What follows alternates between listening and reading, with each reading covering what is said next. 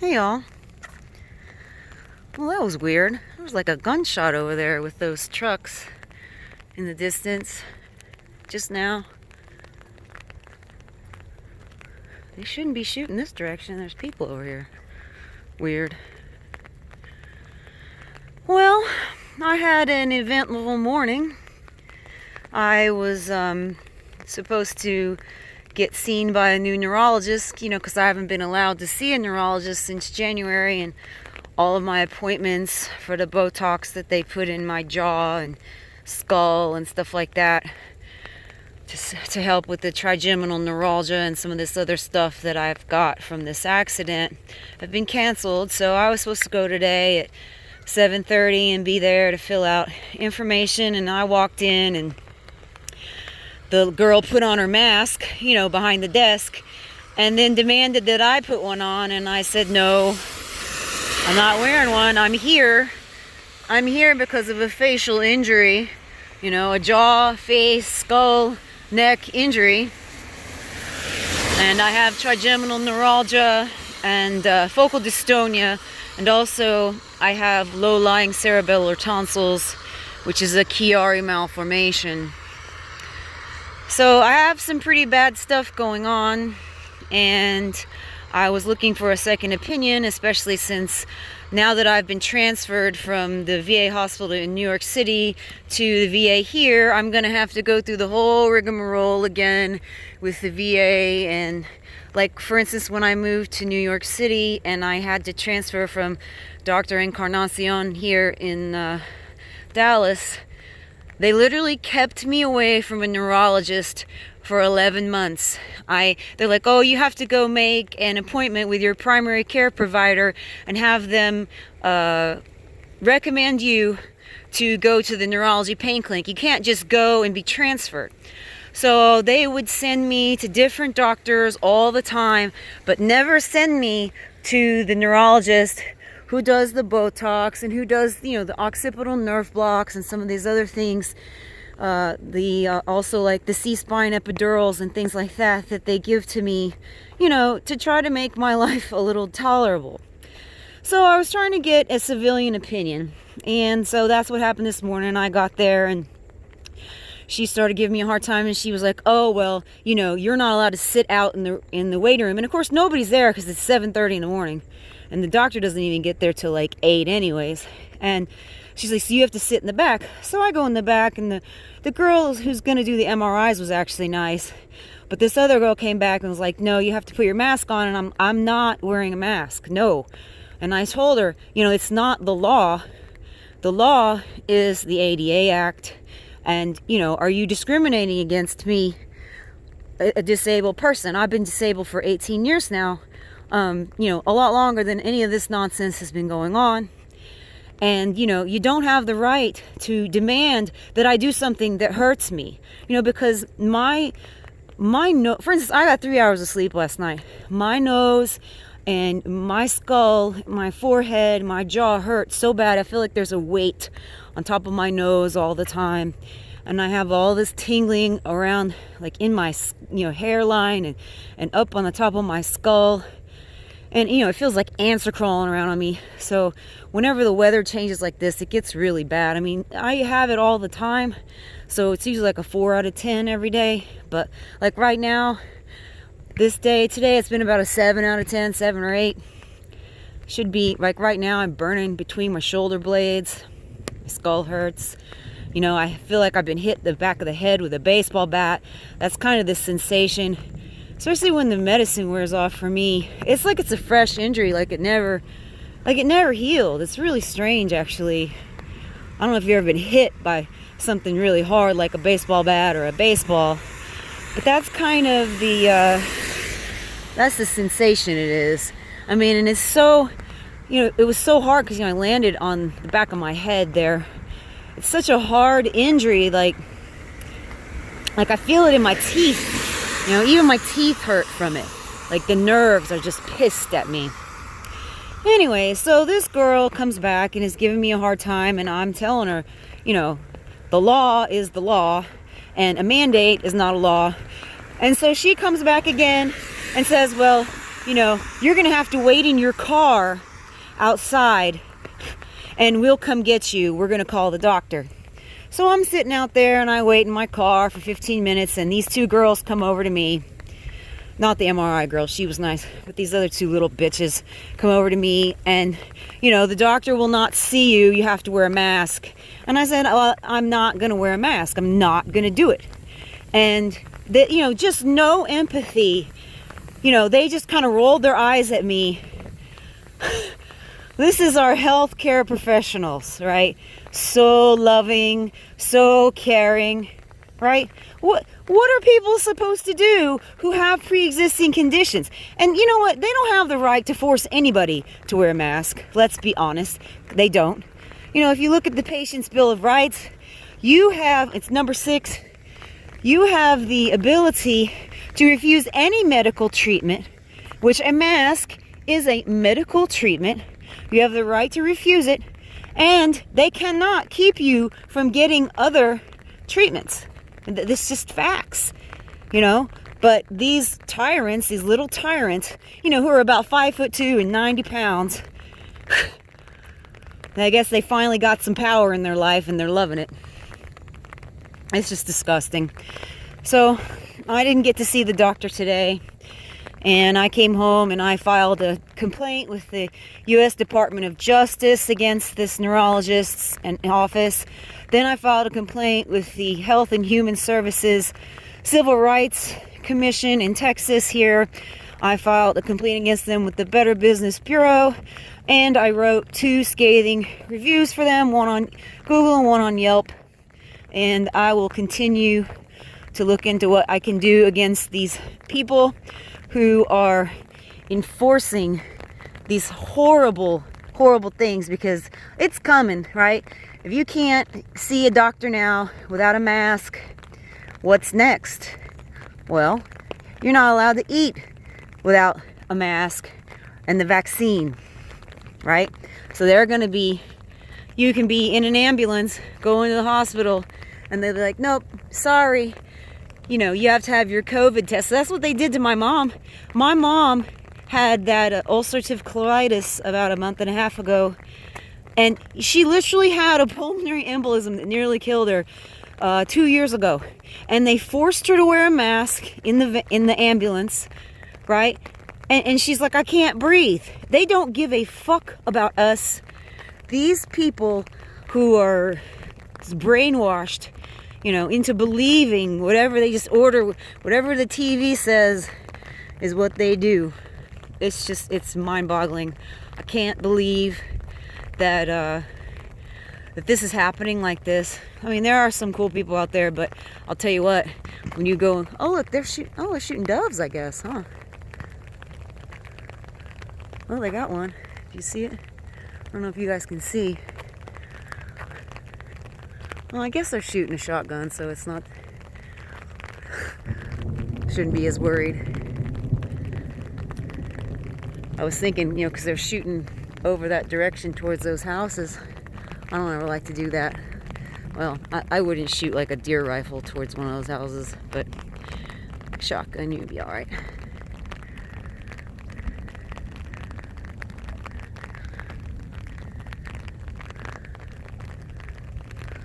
It's interesting. I never really thought to... I guess if it's raining, the birds are all kind of hunkered down and you can walk up on them, I guess. Interesting. Usually you kind of go before the rain or before the weather's going to change, because then the animals are out looking for food, kind of thing.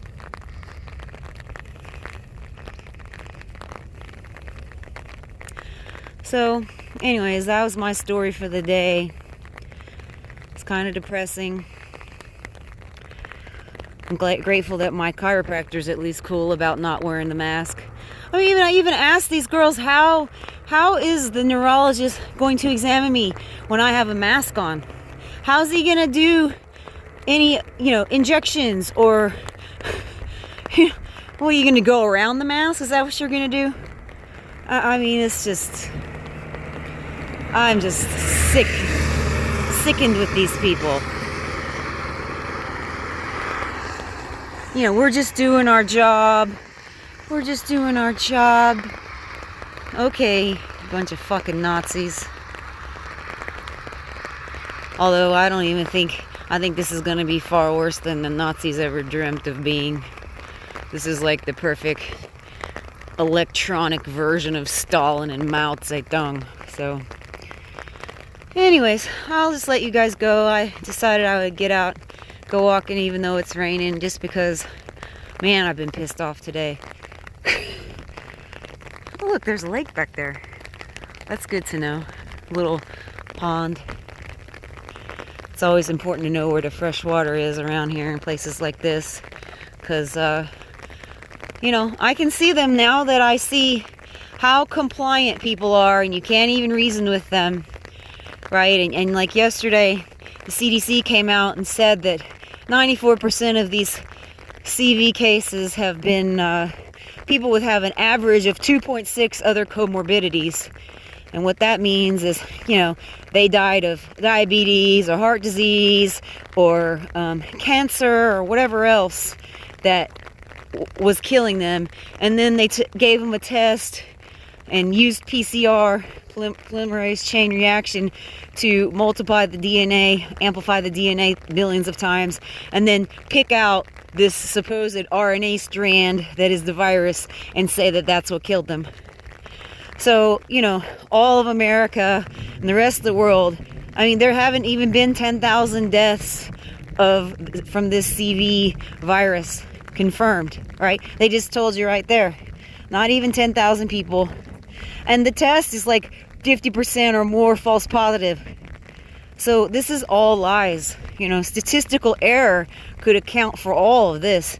They didn't even do an autopsy on anybody, right? No autopsies, no viral load reports to prove the preponderance of microorganisms in the body upon death.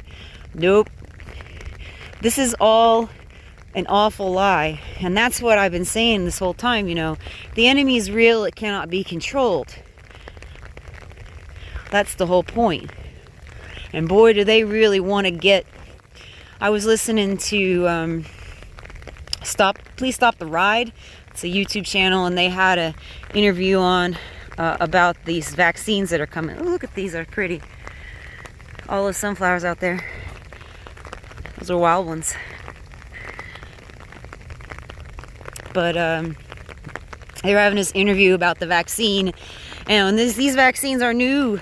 They're not new. I mean, they've been around for a long time. They've been working on them. But mRNA vaccines, which is messenger RNA vaccines, and they're hoping to inject you with this vaccine and change your DNA to the point where it changes your immune system. I mean, how is this ethical at all? How is it ethical at all? And then once they change your DNA, do they own you? Because they patented you like they did to those seeds. You know how they sued, how like Monsanto and all of them sued the farmers that had their GMO plants that grew up in their neighboring farms, and they sued them about it, right? Because you're not allowed to grow their seed. So basically you become their seed. It's very interesting. I don't know, I wanted to do this video about some things that have been bothering me for a long time, to do with the Bible and with what's going on right now. I think there's kind of a link. So I kind of think the Bible is like a playbook of theirs, like a script that they're acting out. Anyways, I'm going to try to do that. Maybe I'll do it tomorrow. But I just felt like, look how pretty this tree is. I just felt like getting outside and, I don't know, enjoying things while I can. I've been going to the lake and just chilling out, especially after work. Just go to the lake and sit in the sun and swim around a little bit. Not too much so I don't hurt myself, but I've just been doing that kind of stuff, trying to enjoy what little time we have left, because it sure doesn't seem like we have much of it, does it?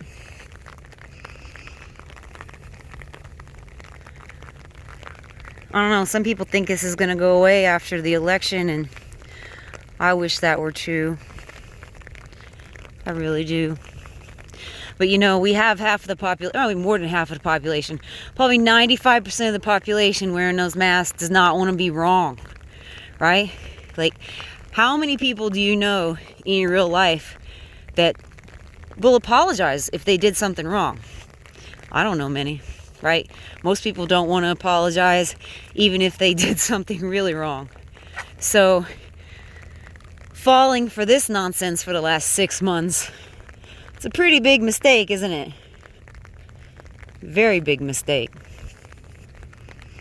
And so, to me, that's what I think is, they could probably come out right now and say, well, I mean, they did.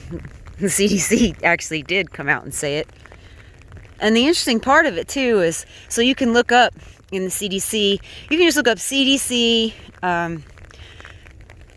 deaths, and then comorbidity, and the articles will come up. But they have all of these, so you have all this conflicting information, right? You have people trying to debunk this, and, ABC News will debunk it.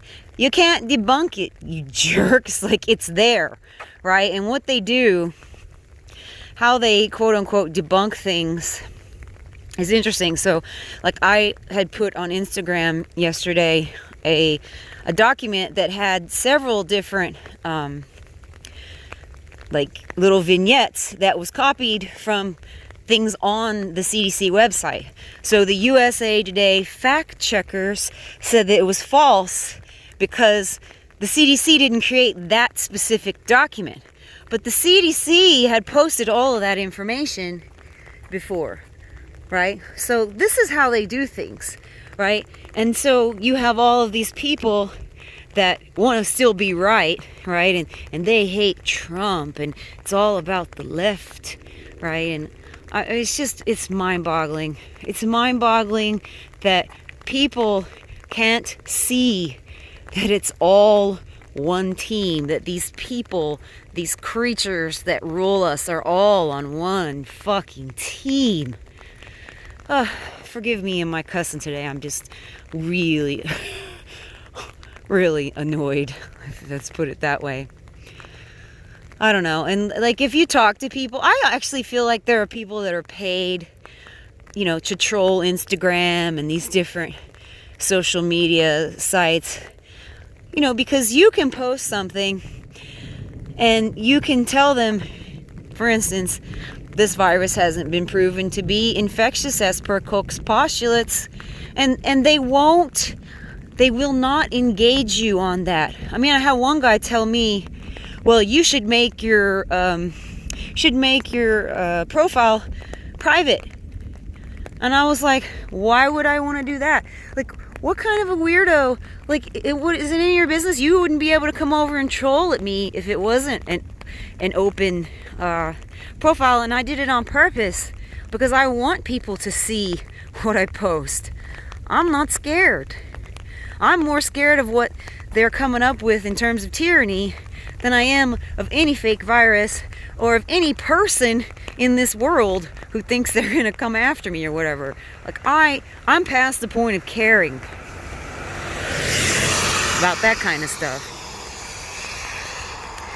So, and then there was this girl actually a couple hours ago who was arguing with me saying, my husband with type 1 diabetes and my daughter, with some other malady, they're the ones who are most accessible to this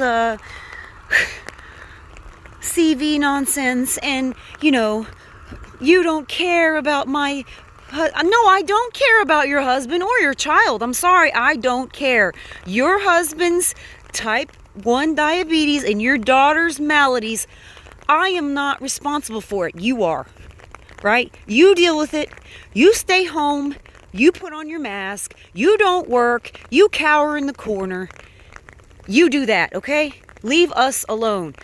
Everyone else's rights and freedoms and ability to make a living do not need to be trampled on because you think that your husband and your child are somehow some sort of important fucking snowflake that's never gonna die. Here's a hint. Nobody gets out alive. Nobody gets out of this realm alive. Period. So what are you doing? Since when do you have the right not to die? I mean, it's just mind-boggling how since what, March, we've decided that, you know, no one shall die. Oh God.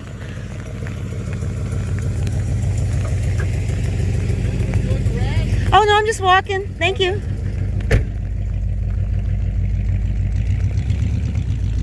Well, that was nice. The funny thing about Texas actually is, see, I've been in New York for too long and people are cruel.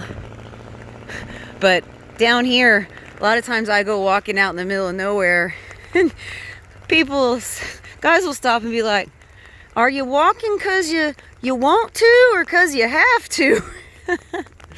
Do you need a ride? And I think it's really nice that they'll actually, you know, ask you if you need a ride. But anyways, I was talking about how I think there are probably people who are paid trolls. And, you know, I'd imagine that that the government, I mean, if you work for Instagram or you work for Facebook, what do you do besides troll and censor people? Like, what other job is there? I mean, your product is that website. Unless you're a programmer or something, you're controlling what people are thinking about, aren't you? At least that's how I see it. All right, well, I'm gonna let you guys go. I'm gonna go up here and fix my shoe and turn around. Take care. Bye.